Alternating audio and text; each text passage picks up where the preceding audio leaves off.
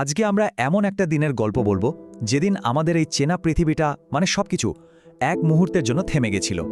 চলুন এই মহাকাব্যিক কাহিনীর গভীরে প্রবেশ করা যাক। একবার শুধু কল্পনা করে দেখুন তো, এমন একটা পৃথিবীর কথা যেখানে মানুষই নেই, কোনো মানুষের চিহ্ন পর্যন্ত নেই, চারদিকে শুধু বন্য আদিম জীবনের স্পন্দন। এই কথাটা আমাদের ঠিক সেই সময় ফিরিয়ে নিয়ে যায় যখন সবকিছু ছিল একেবারেই অন্যরকম। তো চলুন আমাদের গল্পের প্রথম পর্বে যাওয়া যাক। আমরা ফিরে যাচ্ছি ক্রিটেসিয়াস যুগে, মানে এমন একটা পৃথিবীতে যেটা ছিল দৈত্যদের দখলে। ভাবা যায় এক কথায় একটা নিখুঁত কিন্তু ভয়ঙ্কর সুন্দর জগৎ। চোখটা বন্ধ করে একবার ভাবুন তো সেই সময়ের পৃথিবীটা কেমন ছিল। চারিদিকে শুধু সবুজের সমুদ্র, মানে এমন জঙ্গল যার কোনো শেষ নেই। মহাসাগরগুলো একদম স্বচ্ছ আলোয় ঝলমল করছে, আর জীবন সে তো ছিল একেবারে মুক্ত, বন্য, প্রাচীন। আর এই সব কিছুর মাঝে যারা শাসন করত তারা ছিল যেন ঈশ্বরের নিজের হাতে গড়া এক একটা দৈত্য। আর এই শাসকদের মধ্যে যে ছিল আসল রাজা, সে হল টাইরানোসরাস রেক্স। ভাবুন একবার, কয়েক টন পেশি, ধারালো সব নখ, আর কি ভয়ঙ্কর দাঁত, একদম জীবন্ত এক মূর্তি। ওর ওই হিংস্রতার মধ্যেই কিন্তু পৃথিবীটা একটা পারফেক্ট ব্যালেন্স খুঁজে পেয়েছিল। কিন্তু এই যে বিশাল বিশাল দৈত্যের রাজত্ব, ঠিক তার নিচেই গাছের শিকড়ের আড়ালে ভবিষ্যতের বীজ কিন্তু লুকিয়েছিল। কারা? ওই ছোট ছোট স্তন্যপায়ী প্রাণীরা।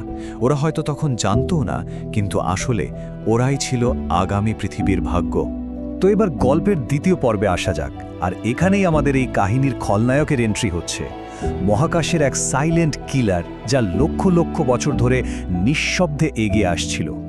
লক্ষ লক্ষ বছর ধরে ওই মহাকাশের গভীরে একটা গ্রহাণু নিজের পথে এগিয়ে আসছিল, একদম চুপচাপ। মঙ্গল আর বৃহস্পতির মাঝের যে অ্যাস্ট্রয়েড বেল্ট, সেটা পার হয়ে ওটা পৃথিবীর মাধ্যাকর্ষণের টানে আটকা পড়ে গেল। আর ঠিক তখনই ওর ফাইনাল জার্নিটা শুরু হলো। আর এভাবেই আমরা পৌঁছে গেলাম সেই শেষ মুহূর্তটায়, সেই বিধ্বংসী মুহূর্তে।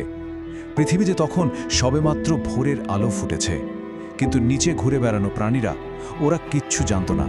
ওদের কোনো ধারণাই ছিল না যে কি ভয়ঙ্কর বিপদ এগিয়ে আসছে। ওর গতি ছিল ঘন্টায় ৭০,০০০ কিলোমিটারেরও বেশি। ভাবা যায়, মানে একটা বুলেট ট্রেনের থেকেও কয়েকশো গুণ বেশি স্পিড। এটা আমাদের কল্পনারও বাইরে। আর সাইজ প্রায় ১০ কিলোমিটার চওড়া। সোজা কথায় মাউন্ট এভারেস্টের চেয়েও বড় একটা পাথরের টুকরো আকাশ থেকে সোজো মেক্সিকোর দিকে ছুটে আসছিল। আর এই গতি আর আকারের মিলিত শক্তিটা ছিল ১০০ মিলিয়ন মেগাটন বিস্ফোরকের সমান। মানুষ আজ পর্যন্ত যে সবচেয়ে শক্তিশালী পারমাণবিক বোমা বানিয়েছে, তার থেকেও লক্ষ লক্ষ গুণ বেশি শক্তিশালী। আর তারপর সেই আঘাত। আকাশটা এমনভাবে জ্বলে উঠল যেন হাজারটা সূর্য একসাথে উঠেছে। এমন একটা গর্জন হলো যা শব্দকে পর্যন্ত ছাপিয়ে গেছিল। সেই এক মুহূর্তে মনে হলো যেন সময় নিজেই থমকে গেছে। ওই ইম্প্যাক্টের পরেই জন্ম নিল এক নতুন পৃথিবী, এক ছাইয়ে ঢাকা পৃথিবী, যেখানে শুরু হয়েছিল এক দীর্ঘ আর কখনো শেষ না হওয়া এক রাতের। ধ্বংসের প্রক্রিয়াটা ছিল কি বলবো, পর পর ঘটে যাওয়া এক দুঃস্বপ্ন। প্রথমে ওই প্রচণ্ড তাপে সমুদ্রে জল বাষ্প হয়ে গেল আর পৃথিবীর মাটি গলে গেল। এরপর একটা ভয়ঙ্কর শকওয়েভ বাতাসকে আগুনে পরিণত করে সারা গ্রহে ছড়িয়ে পড়ল। তারপর মহাসাগরে জন্ম নিল ১ কিলোমিটারেরও বেশি উঁচু সব দানবীয় সুনামি। আর সবশেষে আকাশ থেকে জ্বলন্ত পাথরের বৃষ্টি নেমে এসে পুরো পৃথিবীটাকে যেন একটা জ্বলন্ত উনুনে পরিণত করে দিল। প্রথমে আগুন, তারপর ছাই, আর শেষে নেমে এলো এক হাড় কাঁপানো ঠান্ডা। আসলে বাতাসে এত ধুলো আর ছাই জমে গেছিল যে সূর্যের আলো আর পৃথিবীতে পৌঁছাতেই পারছিল না।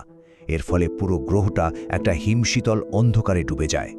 আর বেঁচে থাকা যে বিশাল প্রাণীগুলো ছিল, ওরা অনাহারে আর ঠান্ডায় ধীরে ধীরে মারা যেতে শুরু করল। কিন্তু জানেন তো, প্রত্যেকটা ধ্বংসের মধ্যেই কিন্তু সৃষ্টির বীজ লুকিয়ে থাকে। ওই নিকষ কালো অন্ধকার থেকেই জীবন আবার ফিরে আসার পথটা ঠিক খুঁজে নিয়েছিল। আর এখানেই ক্ষমতার হাত বদলটা ঘটল। একদিকে ছিল সরীসৃপদের যুগ, বিশাল আকার, চারদিকে দাপট আর অকল্পনীয় শক্তি। আর অন্যদিকে শুরু হলো স্তন্যপায়ীদের যুগ, ছোট্ট আকার, সহনশীলতা আর খাপ খাইয়ে নেওয়ার ক্ষমতা। আসলে শক্তি নয়, টিকে থাকার ক্ষমতাটাই তখন হয়ে উঠল সবচেয়ে বড় জিনিস।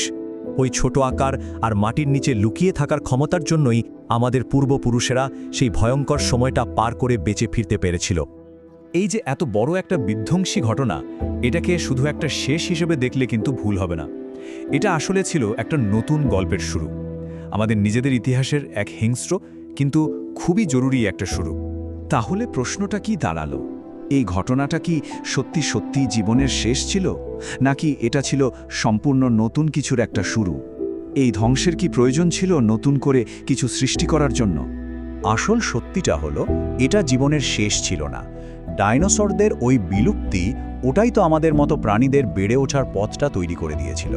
মানে 6.5 কোটি বছর আগের সেই মহাজাগতিক বিপর্যয়, ওটাই ছিল আসলে আমাদের নিজেদের গল্পের প্রথম পাতা। ওটা শেষ ছিল না, ওটা ছিল শুধু আমাদের শুরু।